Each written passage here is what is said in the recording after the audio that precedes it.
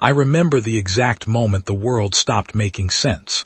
Not when the lights went out. The lights had been flickering for weeks, and we'd all grown used to it, the way you grow used to a cough that won't quite go away. No, it was the moment the door appeared. Not a door exactly. I keep calling it that because I don't have a better word and I've had years to think about it. It was a rectangle of absolute black, standing upright in the middle of Hendricks Avenue, maybe 8 feet tall and 4 feet wide, perfectly geometric, perfectly still. No hinges, no frame, no seam where it met the asphalt, just a boundary between what was real and what was behind it, and whatever was behind it did not want to be understood.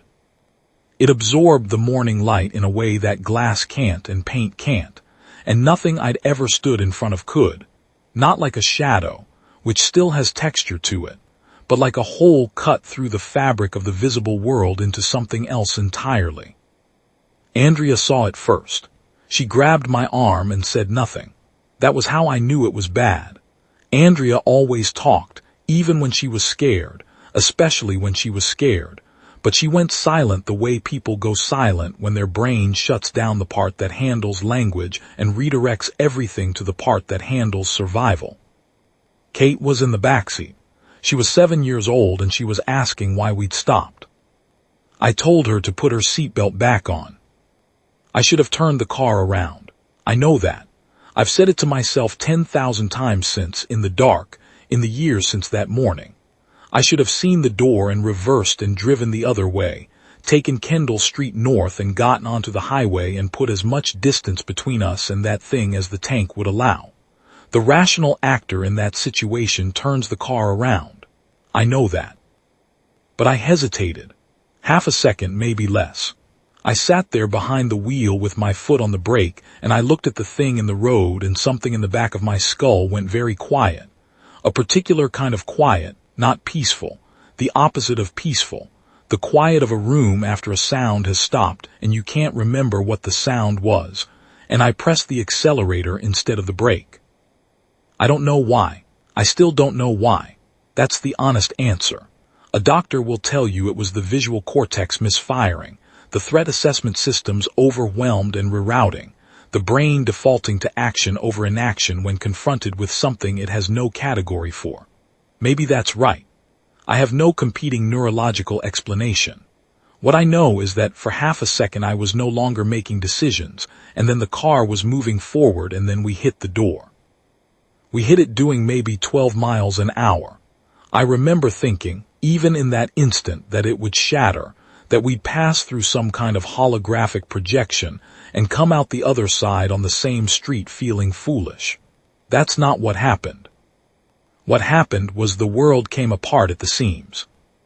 There was no impact, no sound of glass or crumpling metal. There was just a sensation of enormous pressure, and then cold so profound it had weight to it, the way water has weight when you're drowning in it. And then I was lying on my back on a floor that wasn't the road, and the ceiling above me was the wrong color, and a woman I had never seen was leaning over me asking if I could hear her. I could hear her. I could not hear Andrea or Kate. They tell me I was the only one who came back through. In all the documented cases from that day, and there were thousands by the time anyone was keeping reliable records, I was, as far as anyone could determine, the only person who had entered one of those doors and returned. The doctors at Mercy General treated me like a specimen. I don't use that word bitterly. I understand it. What I was representing was impossible, and impossible things require examination. The woman who'd been leaning over me was a nurse named Tors, and she was barely holding herself together. I could see it in her hands, the way she kept pressing them flat against her thighs between tasks, the way a person presses on a wound to keep it from bleeding. The hospital was chaos, not the loud kind which I'd expected, the quiet kind. People moved through the corridors with a concentrated deliberateness that I recognized as the behavioral pattern of human beings who have decided that if they stop concentrating on the task immediately in front of them, they will fall apart completely. They were doing their jobs because the jobs were the last scaffolding holding their days upright. My left eye hurt. Tors told me it had changed. She held up a small mirror and I looked at myself, and the eye on the left side of my face was black. Not the pupil, all of it. Iris, white, all of it, as black as the door itself, no visible boundary, no light reflecting off the surface. I stared at it for a while. It didn't blink on its own schedule anymore. It was watching something I couldn't name, tuned to a frequency I couldn't access consciously. The way a radio antenna will pick up a signal the speaker doesn't know how to render into sound. A man came in that afternoon. I'll call him the doctor, because he introduced himself as one, though he showed no credentials and spoke with the precision of someone accustomed to briefing officials rather than treating patients.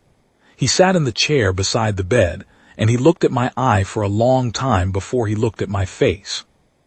He said, "What did you see in there?" I said, "I don't know." He said, "What do you remember?" The honest answer was, nothing sequential. What I remembered were impressions. Immense cold. Geometry that didn't resolve into shapes. I had names for angles that implied dimensions my perceptual system couldn't process cleanly. Surfaces that my eyes reported as flat and my depth perception reported as infinite. A paradox the brain simply filed away as wrong and moved past. A sound that wasn't heard with the ears but felt in the sternum, low and rhythmic, like something enormous breathing. Something breathing that was very large, something that was aware. And a voice. Not a voice in the sense of vocal cords producing vibrations in air. A voice in the sense of meaning arriving directly in the mind, bypassing all the usual channels.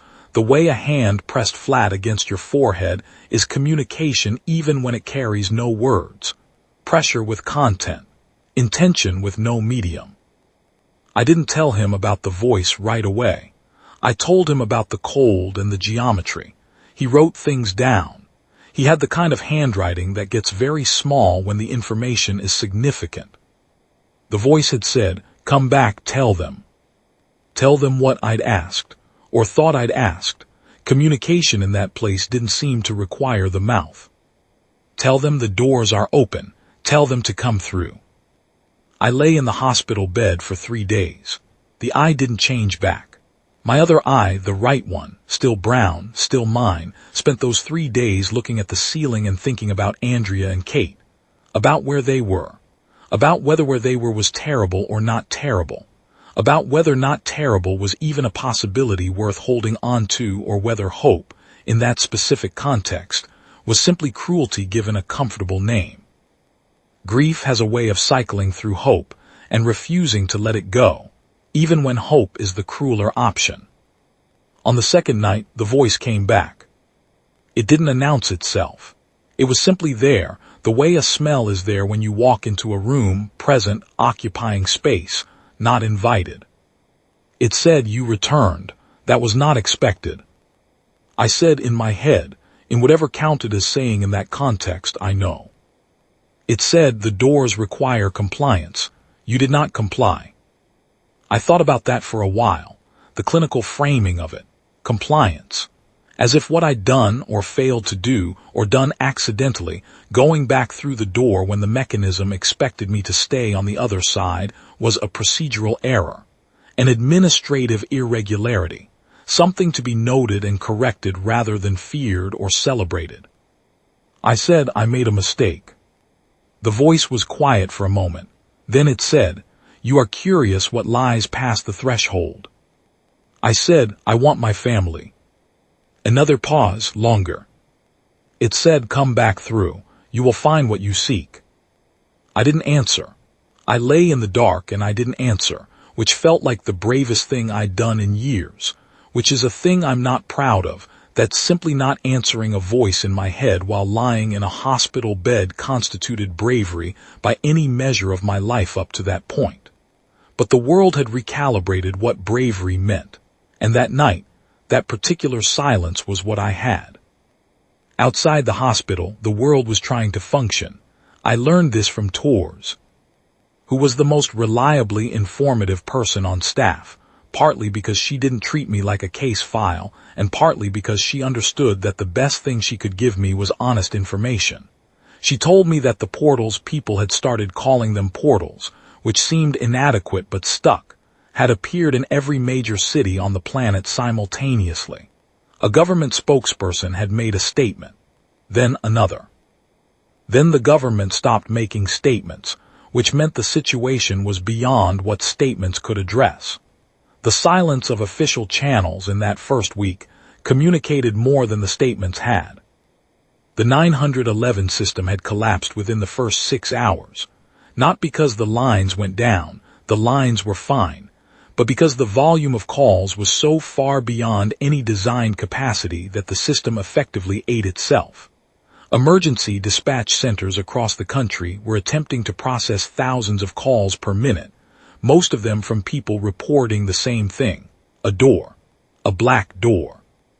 Standing in the middle of an intersection or a parking lot or a shopping mall or a kitchen, perfectly still, perfectly rectangular, waiting. Some of the callers said the doors were humming. Some of the callers said they could hear something. Some of the callers stopped talking mid-call. There was a dispatch center on the north side of the city, one of the larger facilities, maybe 40 operators on shift at any given time, where one of the portals had appeared on the floor of the call center itself. Right between the cubicle rows, Torres said. She didn't know this for certain. She'd heard it from someone who'd heard it from someone, the way all reliable information traveled that week. But the broad strokes matched what other people were reporting from other facilities, other cities. The way I heard it later, much later, from a woman named Diane who'd been on shift that morning. A man they called Stan had been the first one to react. Stan was a particular kind of person. Every office has one. He'd been saying for years that something was coming, that the official explanations for anomalous events were covers, that the structures we relied on, governmental, institutional, epistemic, were more fragile than we wanted to admit.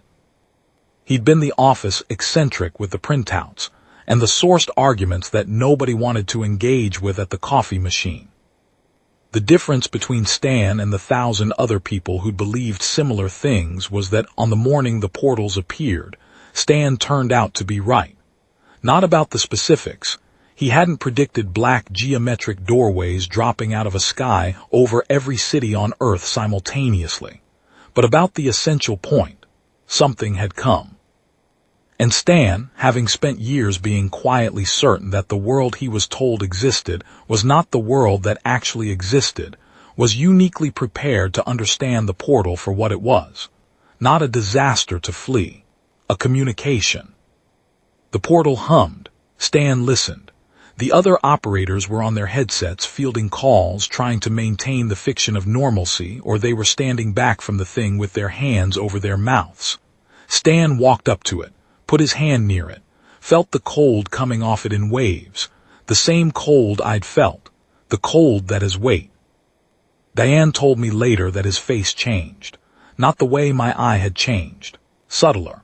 The tension went out of it, like a man hearing something he'd waited his whole life to hear. The set of his shoulders, which she said had always carried the particular tightness of a person who is perpetually braced for the world to acknowledge something it keeps refusing to acknowledge, went loose. He looked, she said, like a person who has finally been told he was right. He told his colleagues to step through. They didn't want to. He had a gun. He'd had it for years, for reasons that seemed to make sense in the architecture of his private worldview, and now those reasons and this moment had converged in a way that probably felt to him like vindication, like the logic of his entire life had been working toward this morning. And the gun was simply the instrument through which the logic expressed itself. He told them again. Several of them went to the door. Some walked through. Some stood at the edge and couldn't make themselves do it, and in that hesitation found a few extra seconds of existence that turned out to matter. Diane was one who hesitated. She told me she felt the pull, that was the word she kept using, pull, as if the door exerted something gravitational on the decision-making capacity, something that bypassed the analytical faculties and worked directly on the part of the mind that moves the body. But she was thinking about her daughter. Specific, concrete thought. Her daughter's name. Her daughter's face, the particular expression she made when she was trying not to laugh at something she knew she wasn't supposed to find funny. The school play 3 weeks out that her daughter had the lead in, a small community theater production. Nothing significant in any objective sense. The kind of thing that matters entirely because it matters to a specific person you love. Her daughter had asked if she was coming, and Diane had said, "Of course I'm coming." She said it was that thought specifically, not survival instinct, not fear, not even self-preservation in any abstract sense, but a commitment to a specific child in a specific play on a specific date that kept her feet planted. The portal wanted her to step through. Some part of her that was not entirely her own wanted to step through. She thought about the play. Her feet stayed where they were. Stan died on the floor of the dispatch center before the morning was out. The official account, such as it ever was, remained unclear. What Diane reported was that he turned toward the door one last time, and something came out of it. Something that couldn't be described with reference to anything in the usual catalog of shapes and dimensions. Something that registered on the perceptual system as wrongness rather than as any identifiable form. And after that, there was no more Stan. The door stayed. It was still there when emergency personnel arrived. It was still there 3 days later when the building was evacuated. It is presumably still there now. I think about Stan sometimes. Not with contempt. Contempt would be too easy, and he doesn't deserve easy, but with something like recognition. He was wrong about almost everything operational. He was wrong about the gun, wrong about forcing people, wrong about the voice being an invitation rather than a lure, wrong to believe that what he'd spent years suspecting had prepared him for this specific thing. It had not prepared him. Nothing had prepared any of us. But he was right that something was communicating. He was right that the portals were not random.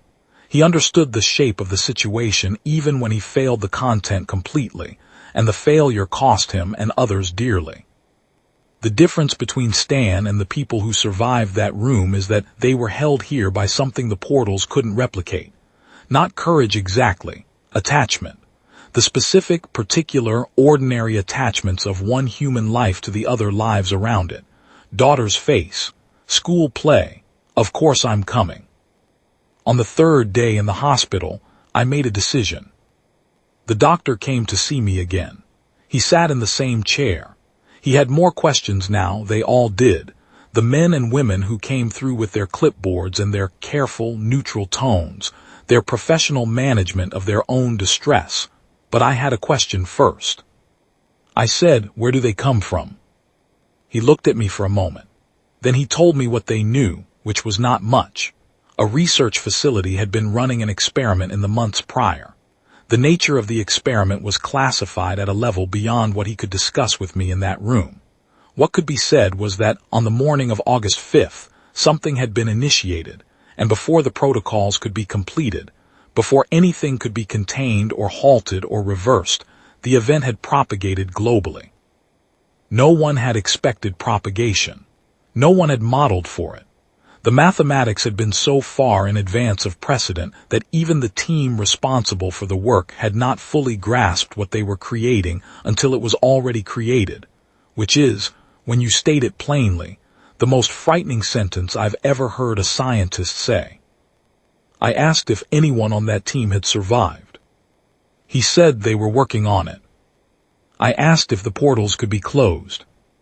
He said they were working on it. I asked if my wife and daughter were dead. He was quiet for a long time, not the quiet of someone who doesn't know the answer, the quiet of someone who knows the answer and is deciding whether and how to say it. Then he said that the current evidence suggested that individuals who pass through the portals fully, who cross the threshold entirely without being pulled back, did not return. That was the current evidence. He was careful with that phrase, current, as if the evidence might update. I said I came back. He said, "Yes, you did."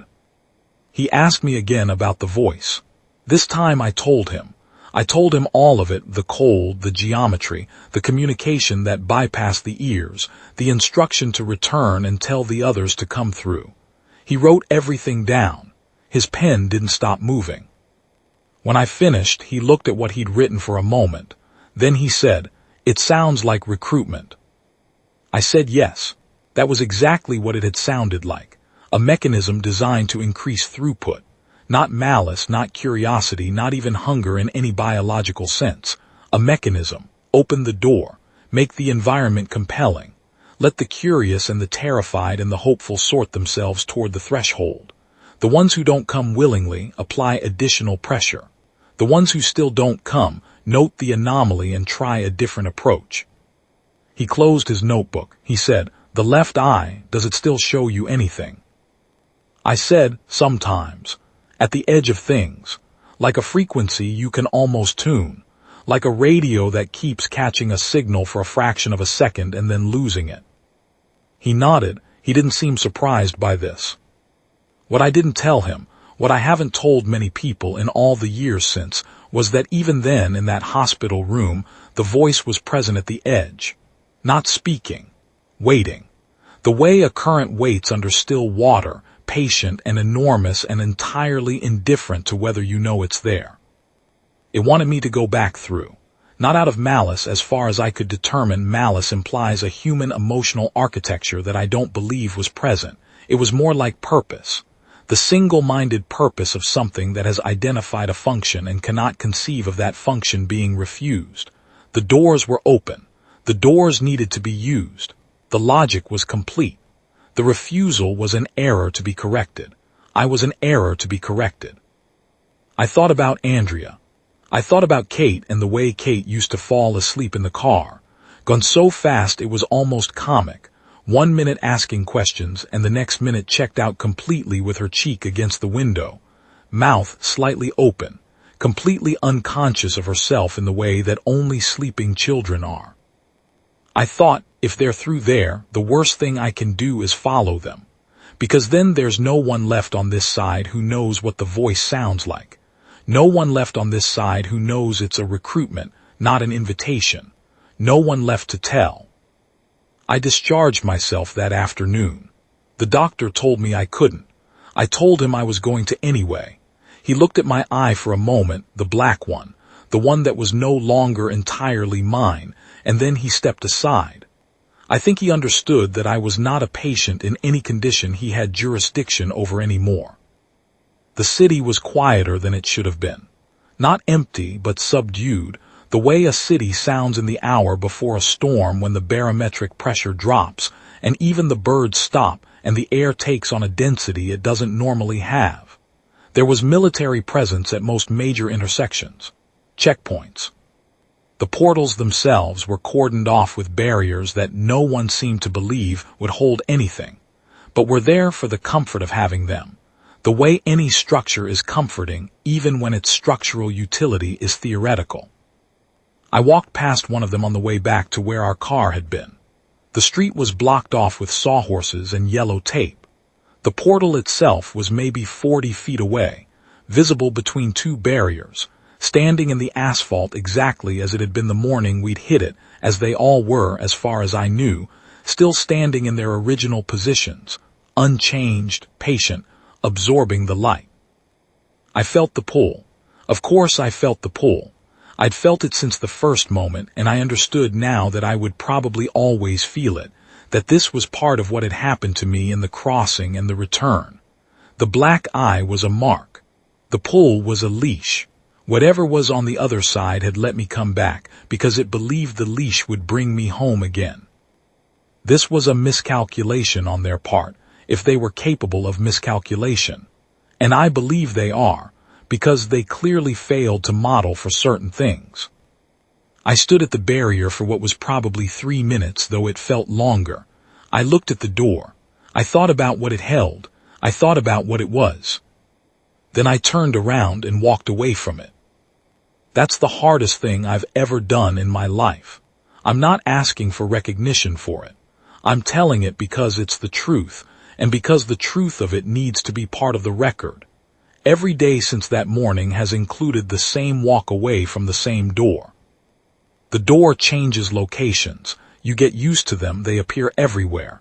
You develop the same relationship with them that a man with a drinking problem develops with bars. You know where they are. You know how close you can get without losing your footing. You give them their distance. You walk away, but the walk is the same, every time. What I didn't know on that first day was that I wasn't the only one walking away. 12 time zones to the east, in the basement level of a parking structure in Jakarta, a woman named Sarah was running. I know this story secondhand. I know it from Diane, who pieced it together from the radio traffic and the security footage that was recovered months later, and from a conversation with a journalist who'd spoken briefly with Sarah herself before the trail went cold. I've put it together as accurately as I can. I wasn't there. But I think about it often, because it is the clearest version I know of what happens when a human being refuses, with every gram of available force, to let another human being go. The portal in the parking structure appeared the way they all appeared, concurrent with the blackout, concurrent with the sound that some heard as a hum and others described as pressure, the way the atmosphere feels before a lightning strike when the electrical charge is already in the air waiting for a path. The emergency lighting came on. Red. The kind of red that turns everything into a verdict. Sarah was there with her sister, Jill. They'd been arguing. The specifics don't matter, the ordinary friction of two sisters navigating the gravitational pull of each other's lives, the debts of loyalty and resentment that accumulate over years and never quite settle. Jill was pregnant. Sarah hadn't known, or hadn't been told, and the revelation was part of a larger conversation neither of them had wanted to have in a parking garage, in the red emergency light, in the middle of a global blackout. But that's where life puts the conversations it needs you to have. Then the lights went, and when they came back red, the door was there, 30 feet from where they stood, perfectly still, perfectly rectangular, absorbing the red light the same way it absorbed everything else. The sound, the pressure sound, the one that passes through the sternum rather than the ears, affected Jill immediately. She stopped mid-sentence. Her face changed in the way that Diane had described Stan's face changing, and the way my face must have changed when the voice first arrived. The tension leaving, the argument leaving, something simpler and more absolute taking up the space that had been occupied by a specific, complicated human being. People in the surrounding level were already moving toward it. Not all of them, some were running the other way, screaming, doing what the limbic system correctly instructs in the presence of something that has no precedent. But enough of them, a critical mass, and the ones who moved toward it moved with the particular smooth deliberateness of people who have stopped making their own decisions, and have handed the decision to something outside themselves. Jill said something. Sarah later told the journalist that she couldn't make out the words. Whatever Jill said, she said it to the door, not to her sister. She was already orienting away. Then she started walking toward it. Sarah grabbed her. Jill resisted. Not violently at first, there was no anger in it, which was in some ways worse than anger would have been, because anger is still a human reaction, still the signature of a human being making choices. Just the steady, implacable forward motion of something that has decided on a direction and cannot be argued with because it is no longer processing arguments. Sarah pulled, Jill pulled harder, and then it became a fight. The ugly, graceless, desperate kind of fight between two people who love each other and are working at absolute cross purposes. The kind that leaves marks and draws blood and does not look, from the outside, like love but is entirely love. Sarah won it the only way you win a fight like that, not by being stronger, but by being angrier, by caring so much that the caring converts to force, by refusing the possibility of losing with a completeness that functions as a physical attribute. She dragged Jill back from the door. Jill screamed, or made a sound that served the same function as screaming but wasn't quite right, not quite human in its pitch or its duration, the voice of a person whose vocal apparatus is being operated by a competing system. The other people in the garage turned toward them. Several came at them, not running, walking, that terrible unhurried walking of the portal affected. And here is the thing that I find most significant about Sarah's story, the thing I come back to whenever I'm trying to explain to someone what I believe about us and what I believe about this situation. Sarah did not have training. She was not a soldier or a police officer or a fighter of any kind. She was a woman in a parking garage who had decided, with a completeness that left no room for debate or amendment, that her sister was not going through that door. That decision made her dangerous. Not because it made her calm, she was not calm, she was the opposite of calm, but because it removed the cognitive overhead of wondering whether to fight.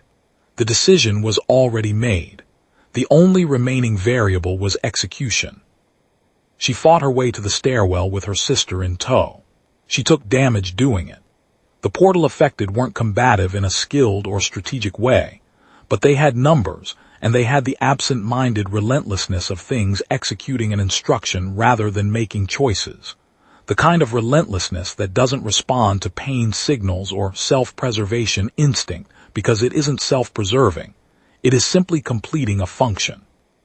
She fought through that, and she fought through Jill's continued resistance, and she reached the stairwell door. She dragged her sister up 2 flights of stairs and out into the daylight, and Jill fought her the entire way, and the sound never entirely left Jill's eyes for months afterward, a residual frequency that manifested in the way her gaze would sometimes track toward something that wasn't there. But both of them survived. The baby survived. I think about Sarah sometimes when the voice gets loud, when the pull is at its worst, usually at night, when the brain runs out of the distractions of daylight and starts running its own inventory of what's been lost. I think about her in that garage, in that red light, with her sister's weight against her and people coming at her from 3 directions, and I think, she had every reason in the world to let go. Every practical, reasonable, survivable reason. Jill was compromised. The situation was impossible. The door was right there and it was taking everything, and it would have been easier, so much easier, to run and survive alone. She didn't let go. That's the calculation. That's the one they couldn't model, whoever built the doors and sent them here.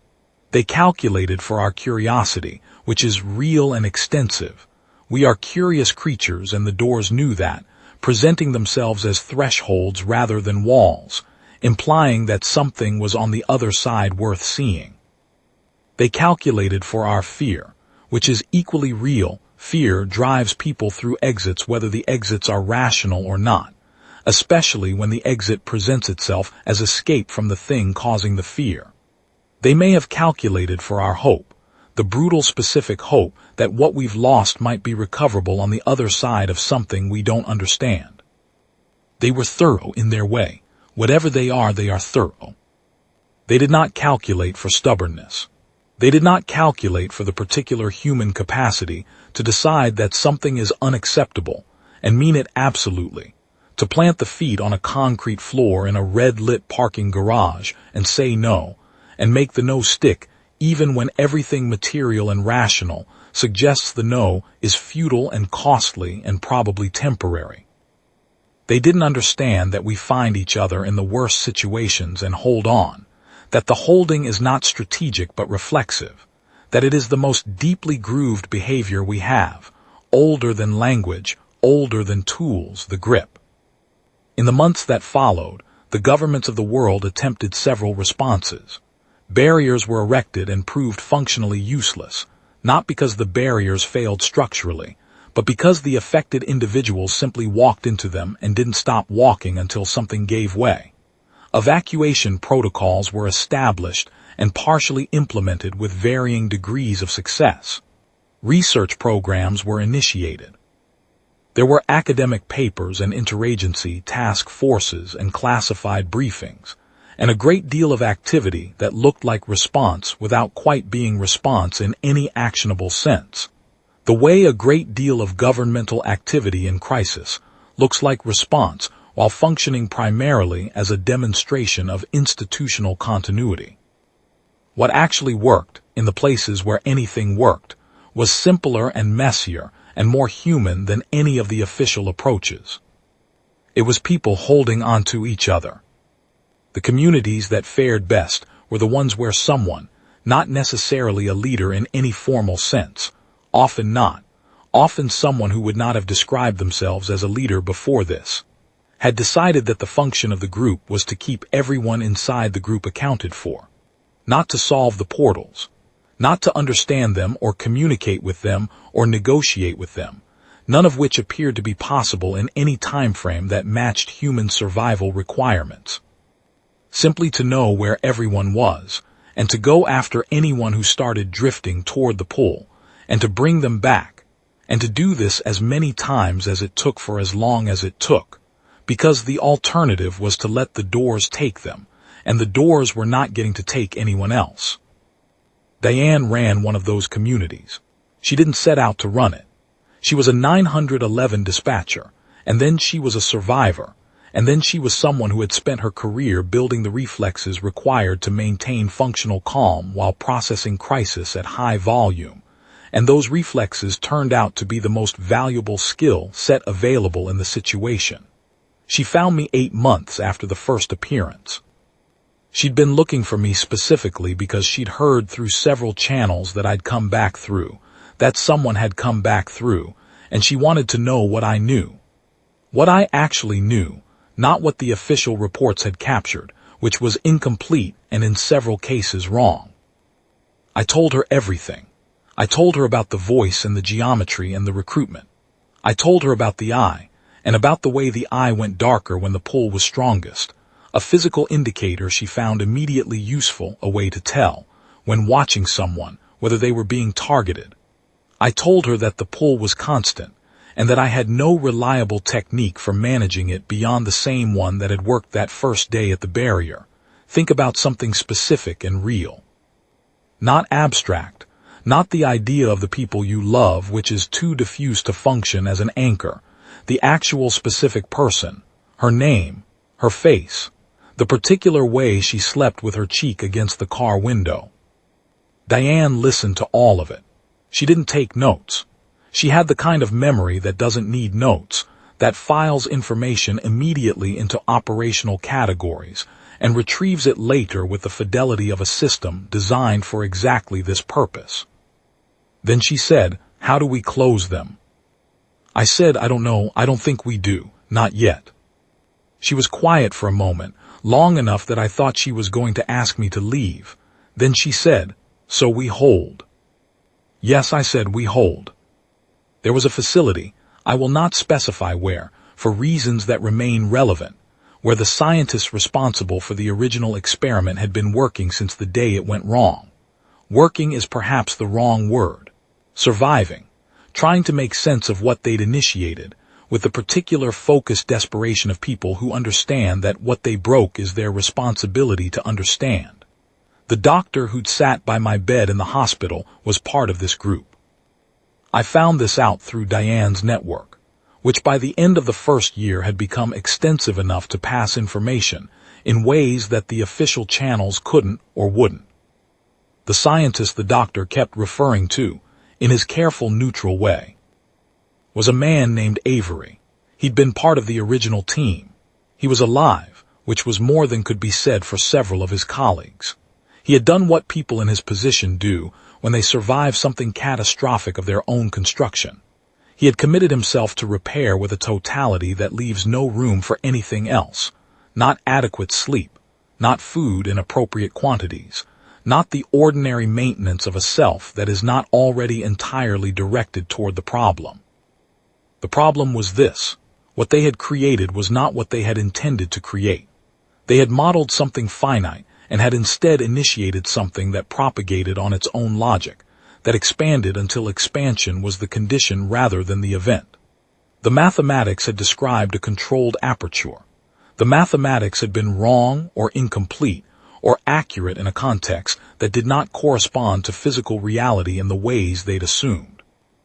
The portals appeared because the experiment had opened a channel, and the channel allowed something on the other side to perceive our dimension, and what was on the other side had immediately and without hesitation begun the process of coming through.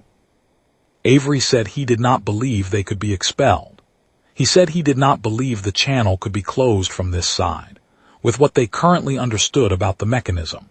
He said what he believed, having spent the better part of a year studying the structure of the portals with instruments that produced readings nobody had been trained to interpret, was that the entities, he called them entities, which was as accurate as anything and better than most of the alternatives, were harvesting. Not in a way that was cruel or arbitrary or motivated by any emotional analog humans would recognize. They were harvesting the way a current harvests momentum, the way gravity harvests mass. It was in the nature of the mechanism. The doors opened and the mechanism ran. He said, "They're very patient." I said, "So are we." He looked at me for a long time, at the eye, which had gone quite dark in the dim light of his facility. He said, "You should have gone back through, when it wanted you to." I said, "I know." He said, "From the other side you might have been able to." I said, "I know." He stopped. He understood what I was saying. I was saying that I had thought about it, that I thought about it constantly, that the calculation I had made, stay here, be the person who knows what the voice sounds like, be the person who can explain the recruitment to the people still standing, was not the only calculation available and might not even be the right one. I was saying that there was a version of this in which I went back through and found Andrea and found Kate, and what I'd be able to do for them on the other side was a question I had no way to answer, but it was at least a question that produced the possibility of them, which staying on this side did not produce. I was saying that every day I didn't go back through was another day I'd chosen this side over them, and that choosing was getting harder, not easier, and I didn't know how many more days of it I had before the choosing stopped being something I did deliberately. Avery said, "Don't go back through." I said, "Tell me why. Give me a reason I haven't already thought of." He said, "Because you're the only data point we have. You crossed and returned. Everything we know about what they are and what they want, we know because you came back and told us. If you go back through, we lose the only account from inside. We lose the only person who has felt the voice from the inside and can describe it. We lose the only person who might, given time and the right understanding, be able to." He stopped. I said, "To what?" He said, "To tell them no, at sufficient scale, in sufficient number. The kind of no that a mechanism cannot root around because it's not coming from one person, it's coming from the aggregate, from everyone all at once choosing this side." I sat with that for a while. The facility hummed around us. Instruments registered things that had no established interpretive framework. He was describing something that had no guarantee of working. He was describing a theory in the early, fragile stage where it could still be killed by a single contradicting fact. He was describing the slow, patient work of people who have decided that this is not over, and that not over is a posture you hold with your body as much as your mind, by staying, by refusing, by being present on this side of the door every morning, when the sun comes up, and choosing again to stay on this side. He was describing, in the language of science and mechanism, what Sarah had done in the parking garage, what Diane had done in the dispatch center, what I had done every day since I pressed an accelerator I should not have pressed and came out the other side and found my way back without meaning to. He was describing stubbornness as a strategy. He was describing the grip. I told him I'd stay. What I hadn't told him, what I didn't tell him until the third visit, months later, when I'd had enough time to understand what I was observing, was that the voice had started changing. Not its content.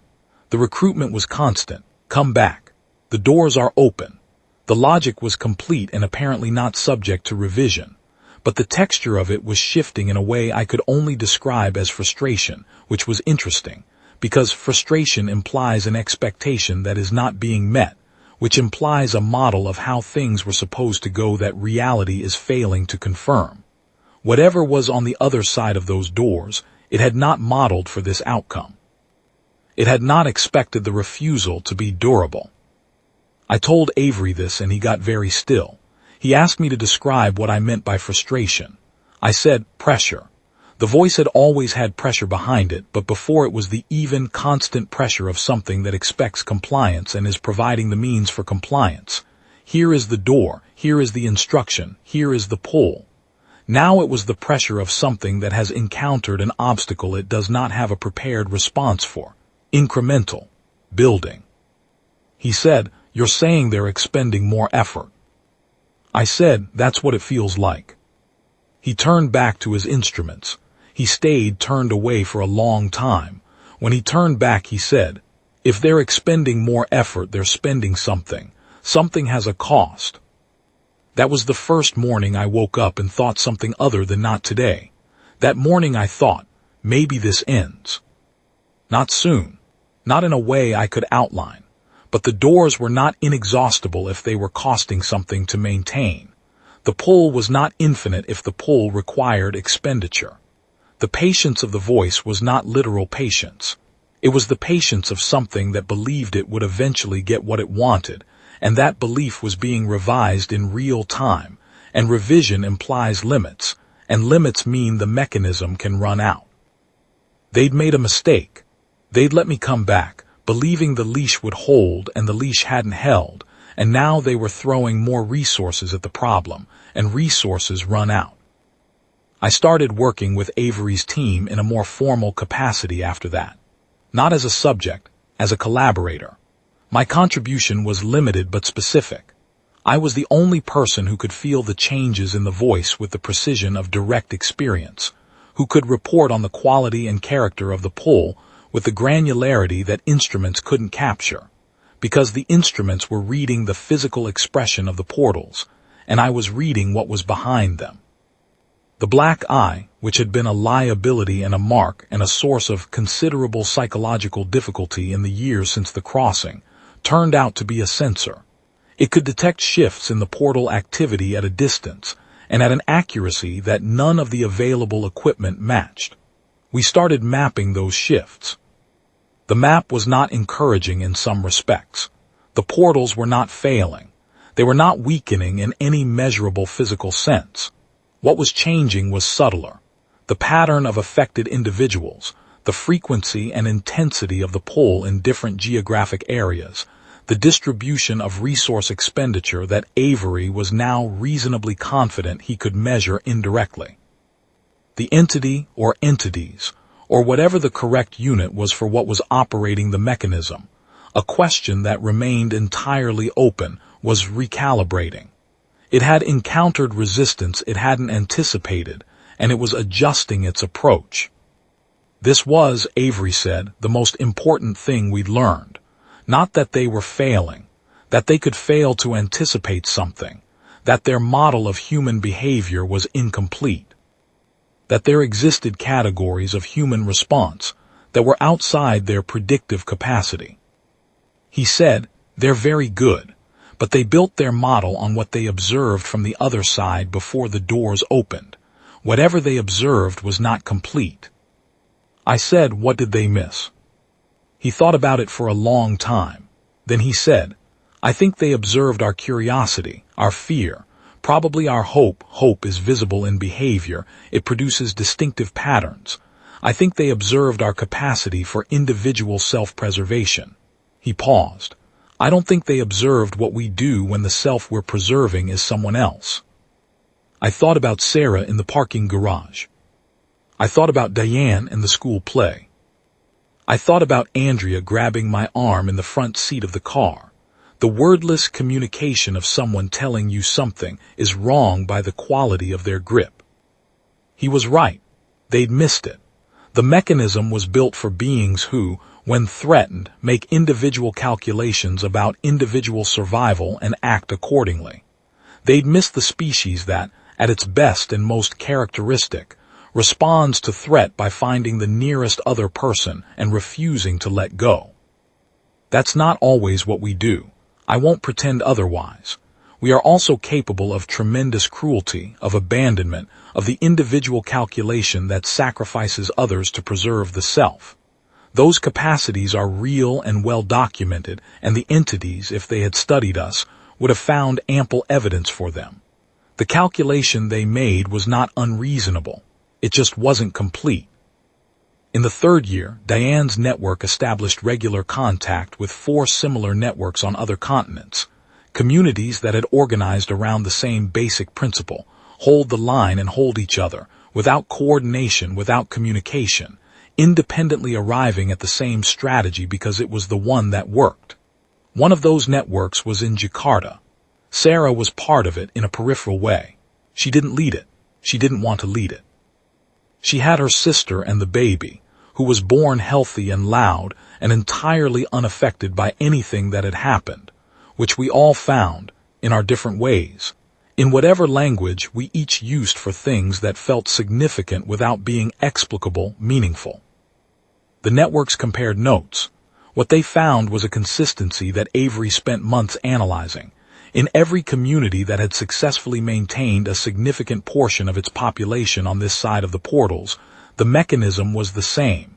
Not policy, not protocol, not any formal organizational structure. What held was specific personal commitment, articulated and renewed regularly to specific other people. The woman sitting with her sister every night talking about the baby's name, the man doing the welfare route, the former dispatchers counting their people. Avery said the data suggested that these specific commitments, operating in aggregate, produced something the entity's mechanism couldn't process efficiently. The mechanism was designed for a certain throughput. When throughput dropped below a threshold, when enough people were anchored enough of the time, the portal in that area appeared to draw less on whatever was powering it. The cost increased. The expenditure went up, and resources, as established, were finite.